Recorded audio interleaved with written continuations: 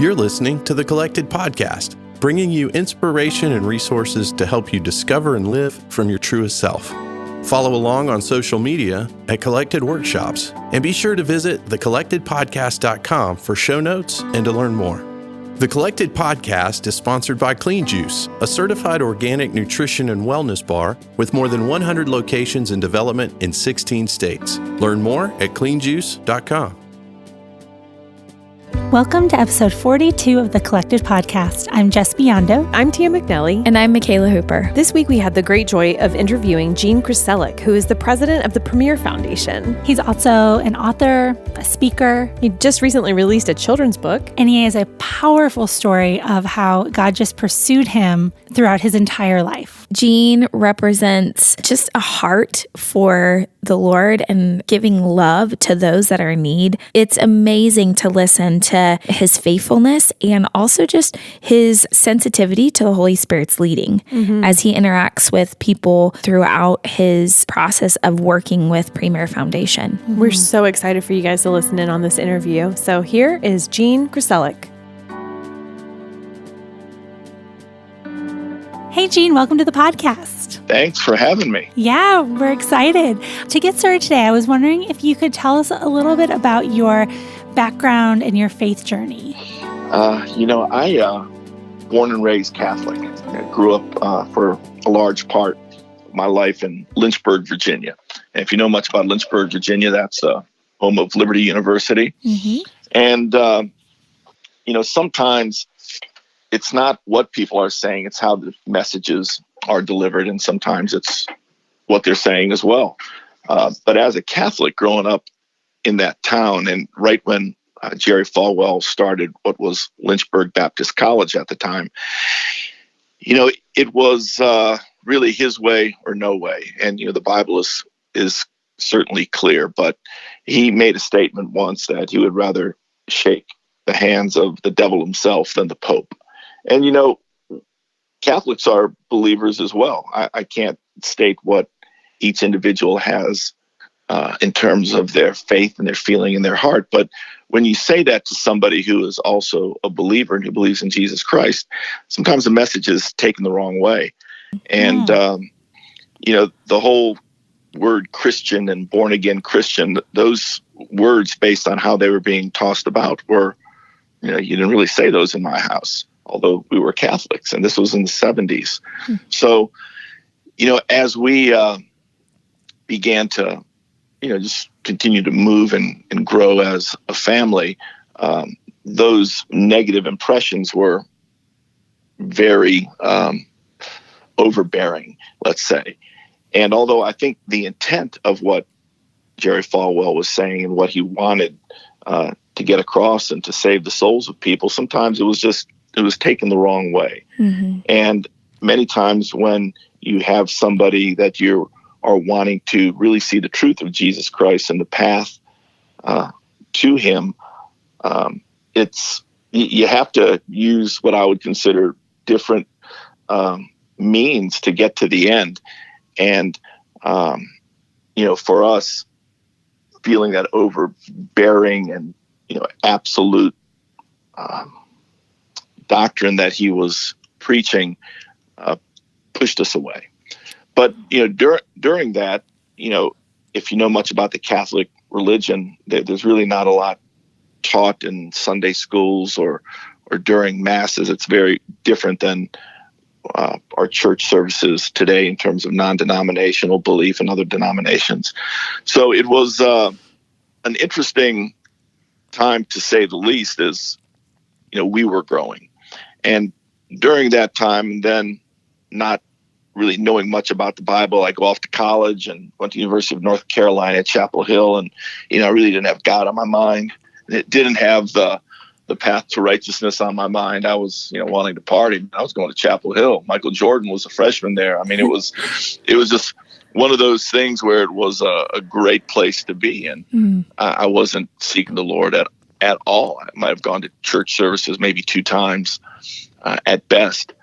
But afterwards, I got married, and when my wife and I were getting ready to have children, she was a Methodist. I was Catholic, and her parents were Methodist and Catholic, and they went to separate churches. So what really wanted to do was, raise our children in a singular faith household. So as we started looking at all the religions, Baptist, Episcopal, Methodist, and everything, it was just, some were too much like her church, some were too much like my old church. So we ended up on the Presbyterian church.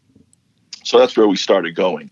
And during this time and, going to Sunday school and whatnot, trying to learn, sometimes in Sunday school classes, the teachers take for granted that the people in class don't really know the stories of the Bible, and where they may say, you recall this story and then go into some teachings on the story without really teaching the story. I would stop Sunday school and say, hey, hold on a minute. No, I don't recall the story of Joseph and his brothers. I really wanted to learn. So I began to learn, and, really with no deep passion, but just generally wanting to learn. So as we continued to move forward, ultimately it took Hurricane Katrina to solidify where I was at. I had been searching, and I'd met people along the way, gentlemen who would be a part of our business. And, they had something about them that was different. They were regular people, not like the overzealous Christians, but they were Christians nonetheless. And there was a peace about them. And that's what I was attracted to. I was attracted to that as opposed to a dogmatic stance. And just learning. And then ultimately I went on a mission trip in 2005. A friend at church said, hey, Gene, we want to go down, help the people from Hurricane Katrina. So we went down, and it was a week long. I was in my early 40s. And then I get home, and just overwhelming, what am I doing? What am I doing here with my journey, with my business? Instead of driving, expensive Range Rovers like I was and living this life building a sports and music company, I just really, really wanted to be helping people who were less fortunate, who were dealt a set of circumstances that they couldn't get out of. And, over time, I inevitably ended up in a business where, I do that full time, but to put it in perspective, as a part of this whole faith journey was my business journey. We had a music company that was a lot of secular music, a lot of foul language in some of the music. And ultimately I just felt that, golly, I just don't feel good about releasing music that isn't good, wholesome, that my kids could listen to. Not when I say wholesome, just, without the lyrics. And, as God changes things, he changed my path. He changed the path of the company, where we ultimately became a Christian music company and a Christian record label, and signed a major record deal with EMI's Christian Music Group out of Nashville. And it was really interesting how it was all transformative. And this whole journey, this whole path was clearly ordained to where, I am today. But, for the most part, that's in a nutshell, my journey. And I was really blessed. In 2008, I wrote a book that was really just meant for my children and my family. I was going to spiral bind it and give it to them. And it was, here, this is your dad. These are the mistakes he made. This is how he recouped from those mistakes. And this is his faith journey, how he actually found God. God always knew where I was. I just didn't know where he was, and how he actually found him. So gave it, spiral bound that thing, got ready for it. And, a publisher heard about it, and they ultimately wanted to publish the thing. And it was crazy. I wasn't looking for a publishing deal yet. I had a book now that was published and at bookstores all around the country. Wow. So went on a speaking tour and spoke about it. And it's called Love's Like a Hurricane. And it's all about how Hurricane Katrina and seeing the circumstances people are dealt really changed my life to a huge part. So very blessed so far. It's amazing. Wow. Well, and it sounds like this book was something that God totally surprised you with. What other surprising doors has God continued to open for you as you gave him your yes? Yeah, that's a great question.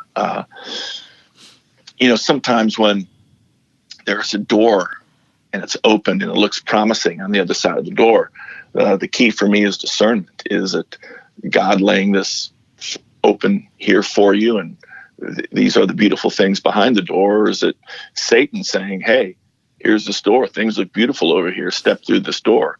So during that whole process of things that are laid at your feet, a lot of times people will just follow it directly because it looks good. But, really, what is this that's being laid before me? And, as we go through those doors, sometimes it leads you down a path that you wish you hadn't taken, right, and without so much damage. And then there's other paths that you go down where you're like, wow, truly God has ordained this. And I think the doors, when we changed the label or changed the direction of our music company, that put me into the Christian music business in Nashville. I met a lot of people, and just so many wonderful people that are good friends of mine to this day. I mean, one is a guy by the name of Brad O'Donnell. He was just an A&R guy, which was one of the music people that works with the bands in recording their music. And, as we see the path that God sets forth for people, Brad is now the president of EMI, which is now Capitol's Christian Music Group. So to be able to have those relationships and still maintain them, and as friends, but not necessarily having business opportunities together, but just as friendships. And with those friendships, other things will flourish. So, those doors opened and remain open for so many people for us. Something recently we were nominated for and won an award by the Gospel Music Association. It was during their Hall of Fame, and accepted the award. And one of the first things I said is, this is humbling for sure, but it's also a bit awkward to be receiving an award for the work that Christ calls us to do in the first place. And we'll talk more about that in a minute, but the work I do now is I run a charity, Christian charity.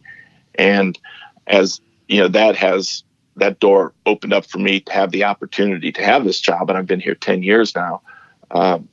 Golly, just the doors that have been open to people that we can help around the world, from Iraqi and Syrian refugees that escaped ISIS when we worked with them in Amman, Jordan, to hundreds of little girls who have been rescued out of sex slavery. And I'm talking young girls, 5, 6, 7, 8 years old, up until 18 years old, that were either sold by their parents or they were stolen, and in a situation where they're raped 10, 12 times a day. It's really crazy what this world has in store for all of us. And when I talk about those doors, when they open up, sometimes they open up into a brothel, or they open up into a slum in the middle of Africa. But those doors that most people don't want to walk through, I gladly walk through, because this life isn't mine. It's just mine to use as directed by someone a whole lot more powerful than I am. Yeah. Wow. Well, and in that, I mean, some of that just sounds so devastating. What are has there been something really challenging that has been worth the struggle? Like something you really had to fight for? Yeah, that's a great question. Let me back up for just a second. Yeah. And now, I run a company called the Premier Foundation. And the Premier Foundation, it's the nonprofit arm of the world's largest Christian music promoter.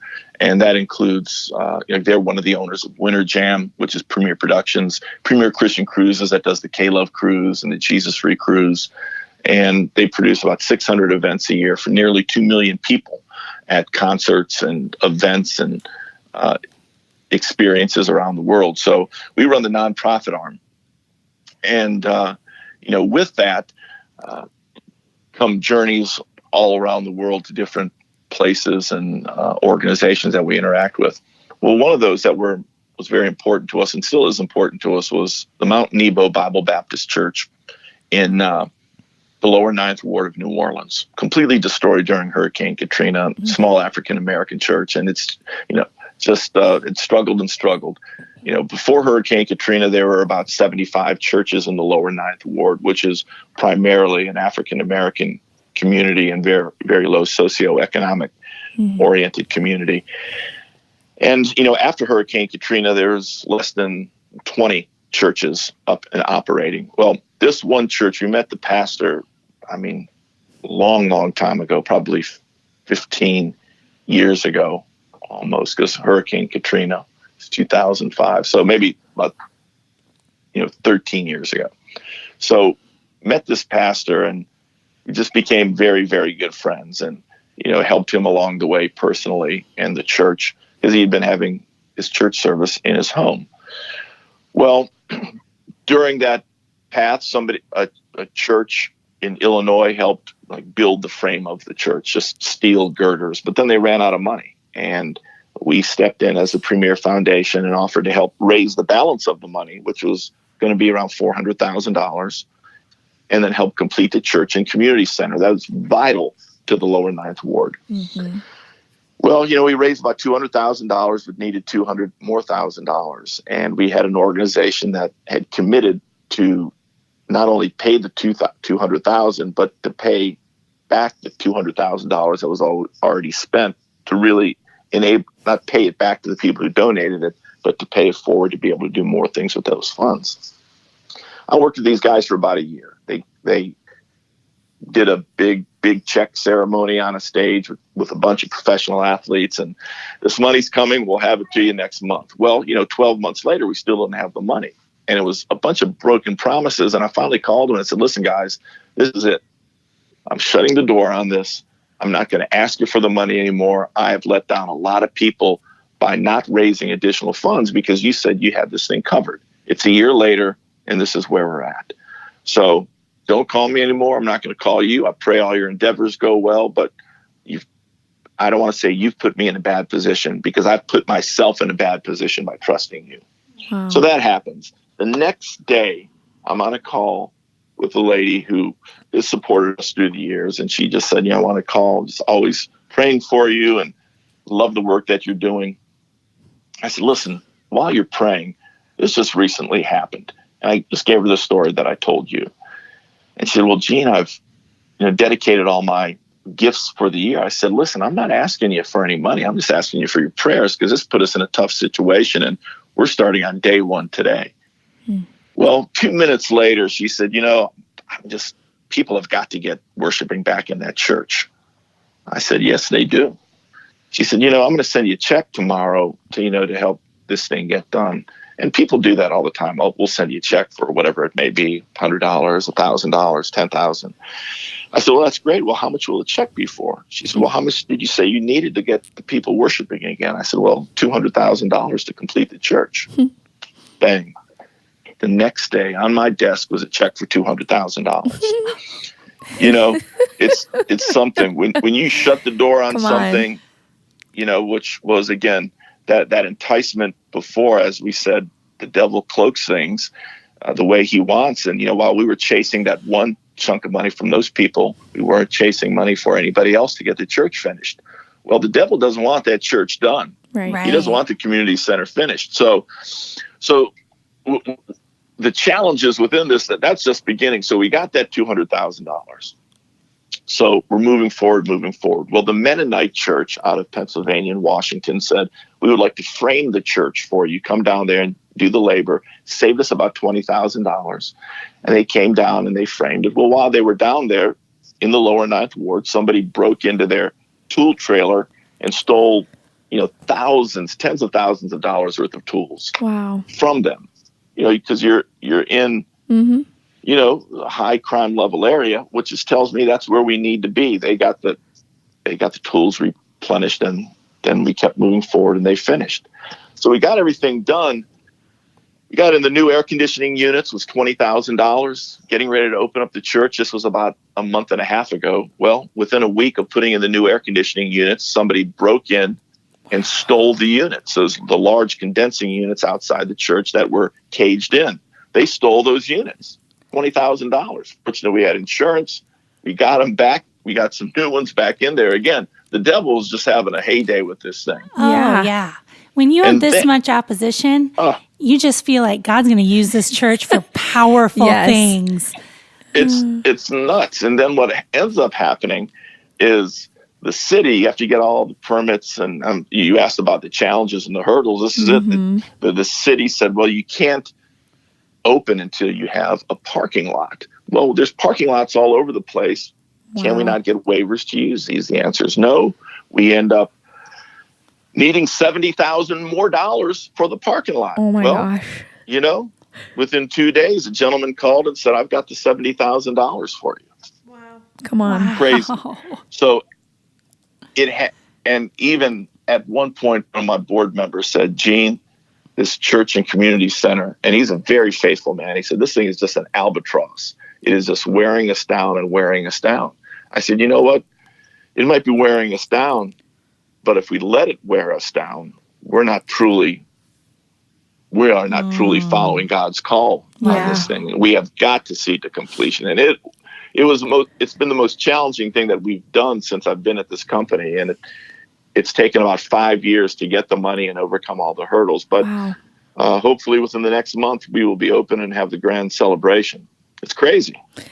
It is crazy. And just as you're talking, I'm so encouraged by that story, because here at Collected, we are about saying yes, and about like whatever comes with the yes, and I think that yes that you guys gave, you didn't know the challenges that were going to be in front of you when that initial yes was given, but you continued to persevere and you continued to seek the Lord and trust. And, even you being willing to close that door that was like probably a really hard door to close after a year of waiting for that money. Yeah. And then just like that, within a matter of a day, the Lord's provision was right there. And, I'm amazed at that story and God's faithfulness. When we say yes, regardless of what the struggle is, wow, He will be faithful to complete it. No question. Wow. No question. And things like this just aren't circumstantial, right? If you because of how everything transpired, and the person who actually donated the money, and this was somebody who said they didn't have any more money for the year, and then I get a call in November from the same person who wanted an update on all of our projects, and one is a veterans project in Greenville, South Carolina, working with homeless veterans. And an organization that puts them in a transitional home and applies caseworkers to help them, go from being homeless and considering suicide on a daily basis and suffering with PTSD to actually a functional life. And she was reading up on it. She said, Gene, my husband was a veteran and I just have a heart for this. She said, I'm going to send you a check tomorrow. I said, well, that's great. This organization can certainly use it. Because just like many charities, we partner with other organizations. And I said, well, how much will the check be for? She said, $200,000. I said, okay. The next day I got a check for $225,000. It was crazy. Wow. And then I just got some emails today from some veterans who expressed how this organization is transforming their life and giving them hope. And some that may not have been believers, the guy that runs this organization is a believer, and about the faithfulness that they have is actually turning their hearts to the Lord. It's crazy. I mean, it is so overwhelming to be in the position we're in, because I'm sitting in a nice office. I got a nice home. I've got ice in my water. I've got clean water, I've got air conditioning. I got all those things. I don't have to worry about, if my credit card will bounce, if I try to put gas in my car, and I have a car, I look at all of these things and I see how fortunate I am, and I do this work, but I still don't feel like I'm really doing anything. I see other people who have given up their lives and have moved to a country and have affected so much incredible change on behalf of their organization and those people they serve. I feel like Schindler at the end of Schindler's List, if you've seen the movie. I mean, he just feels that he could just save one more person or two. If I would have sold this watch, I could have saved 5 more people, whatever the case is. But then the character Ben Kingsley says something to Schindler at the end of that movie, and it's from the Jewish text, the Talmud, and it's a beautiful statement. It is, if you save one life, you save the world entire. So it's just like our orphan crisis, and I know you all are very keen and understand that. I mean, there's roughly 153 million orphans in this world, and you can't save them all in one fell swoop. It's just like that elephant. You can't eat an elephant in one bite. It's just one bite at a time. It's rescuing one child at a time, adopting one child. But if you're not in the position to adopt a child, how about supporting a family who can adopt a child? Every little bit helps. And they are monumental gestures.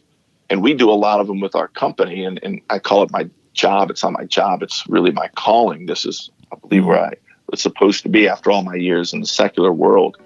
But every little bit helps, and it's all in a collective spirit within the Holy Spirit that helps move mountains and transform people's lives for generations. It's a beautiful position to be in, for sure. We are so thankful to be sponsored by Clean Juice, 100% certified organic juice bar. They're fantastic. And I have especially been really thankful for their products recently. Because I've mentioned before on the podcast, I have a lot of issues with inflammation in my joints. And people are always saying, try turmeric. Well, it's like, I don't know what to do with turmeric. Well, you go to Clean Juice and they have such delicious juices that have so much turmeric in there. And when I drink these, I can feel my body just feeling better. You know, the other thing that's really helped me with that same kind of thing, Jess, is the athlete shot. Oh. Yeah, if I go grab an athlete shot right after I work out, it decreases my post-workout inflammation so dramatically. I highly recommend that. Okay, I'm going to try that because usually I'll go with the orange. Or the gold. The gold is delicious too because it has vanilla and maple syrup in there, so it's a little bit sweeter, but it's all organic and you're still getting those extra, nutritional values with the turmeric. All right, go grab yourself some Clean Juice. So throughout all of these challenges and obstacles, what do you do to continue to remain rooted in that identity and to remain rooted in this calling? So maybe some practical soul care tips for our listeners? Yeah, that's a good question. I'm a very transparent person. And, with that, I will say that, I'm not as faithful as I should be in many areas of my journey. When I say faithful, I mean, am I in the Word every day? Do I get up every day and I'm in the Word? Well, no. I do many days, but not every day. What about the music that I consume? I've always loved rap. I've always loved hip hop. Foul language has never really offended me in any great degree. But, the older I get and the more I try to walk the path, a lot of it becomes much more offensive. So it's those things that create negativity in your spirit. I would say that it's good to try to eliminate those. It's good to try to center yourself, especially when you wake up, whether it is some time getting into the Word or listening to it on audio or in the written text, or put on one of your favorite Christmas songs to really get your head right. I love the song Redeemer by Nicole C. Mullen. Now, I listen to that a lot. That's one of the things I do to try to center myself when I wake up in the morning, and I try to just feed myself with positive things. But, with that, it's just like anything. You need to surround yourself with people that are on the same journey, that are human, that will struggle, that will fall, to have somebody that you're accountable with. but you have to be honest with yourself and then be honest with the people that you trust to be your accountability partners, because that's key. I mean, it is easy to stray off of the path. Once, so many people get it twisted. They think, when you become a Christian, you give your life to the Lord and you consciously take those motions in stride and move forward. A lot of people think, well, gosh, everything's easy now. Oh, no, my man. No, it's harder now. It's a lot harder than it ever was in the beginning when you weren't a Christian. It's easy not to be a Christian. It's hard to be one. And I don't think a lot of people realize that. And it's just the question that you asked me. You have to do things to continually keep you centered and on the proper path, within your journey. So, the things that I do, I do have certain scripture that I like. I tend to go back to a lot. Like James is a beautiful book. It's short, it's an easy read, but it gives you pretty much what you need and a very quick read. When I say it's an easy read, it's not easy to follow, but it's really quick to read, and it's very, very good. Try to read positive books, and write.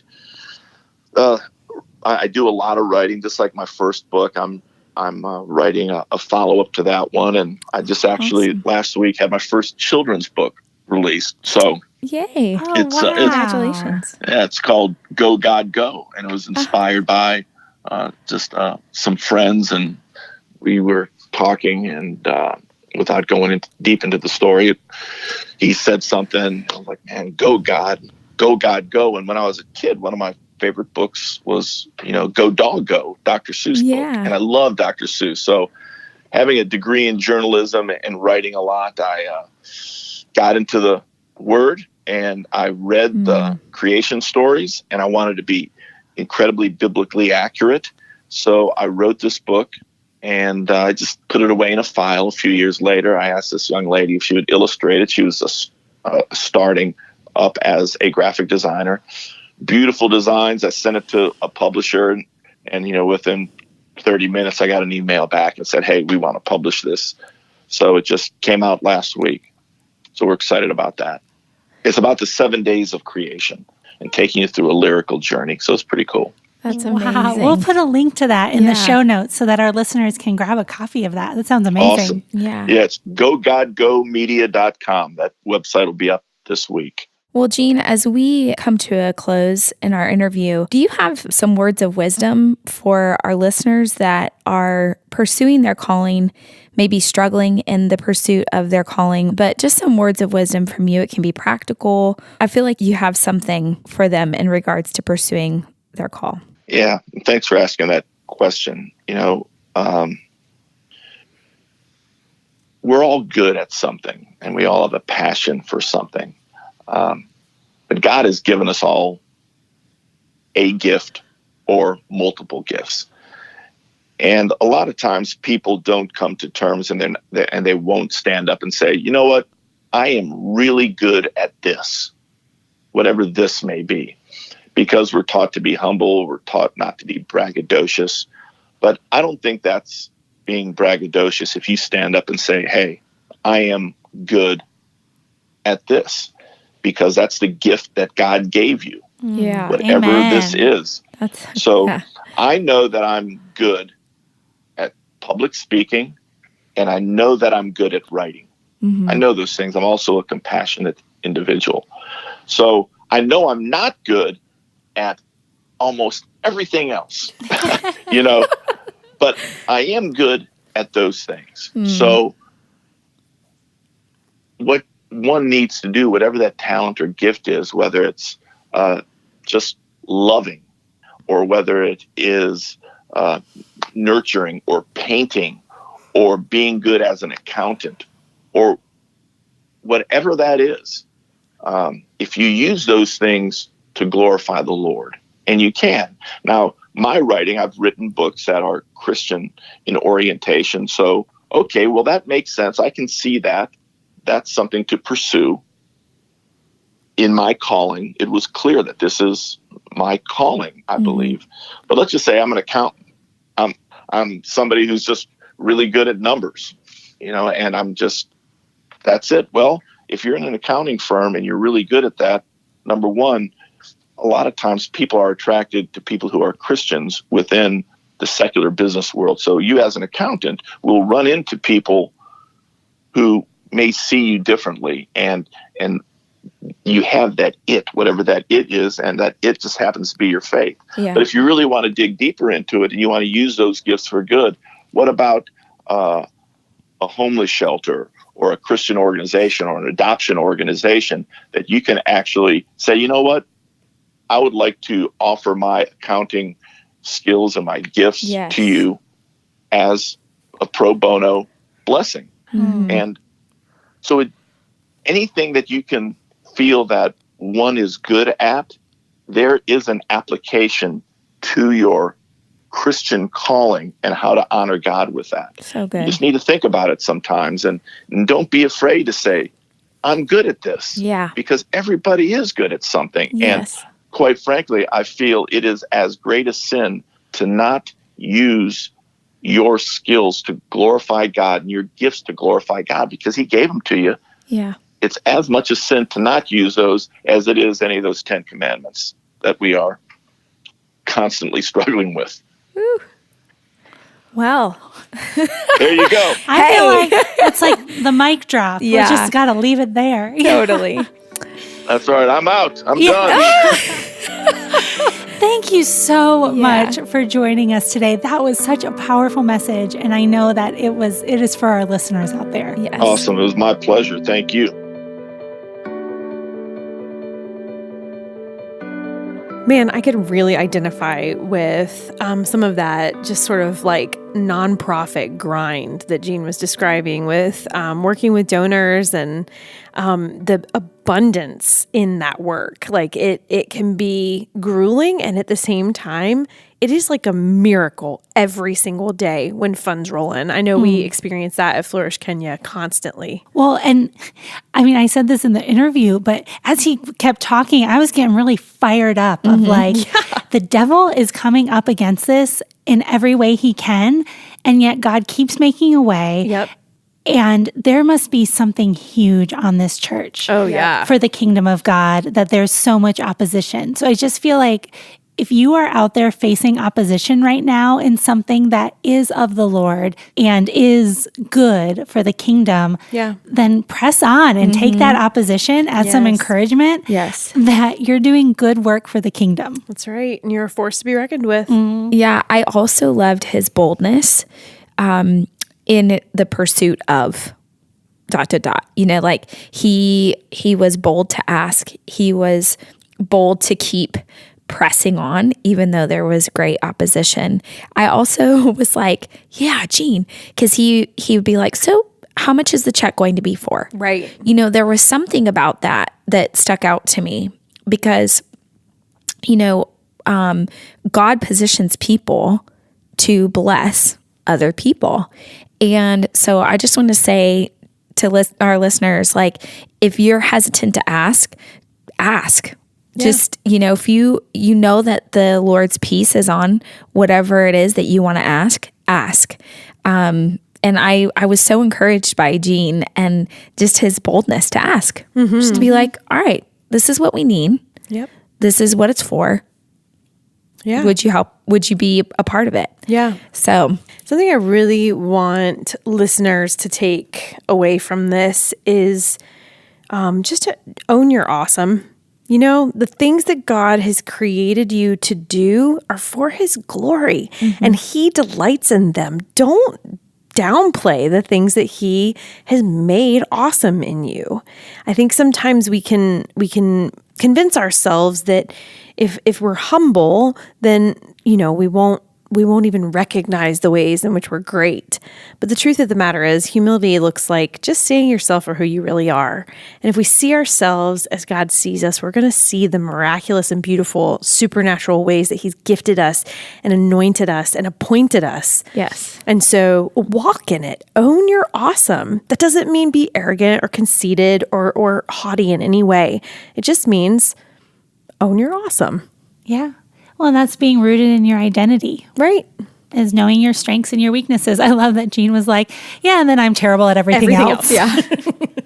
Which is probably not true. Right. But yeah, it's like he is very acutely aware of the things that he's gifted in. It's amazing. Yeah. I really enjoyed our chat with him. It was good. Yeah. So good. I'm going to go back and re-listen. Yeah. Oh, yeah. Every time. No doubt. Guys, thanks so much for joining us on the Collected Podcast again this week. Please rate, review, share away. We appreciate it every single time. And go buy some clean juice. Yeah, for sure. And let us know how we can pray for you.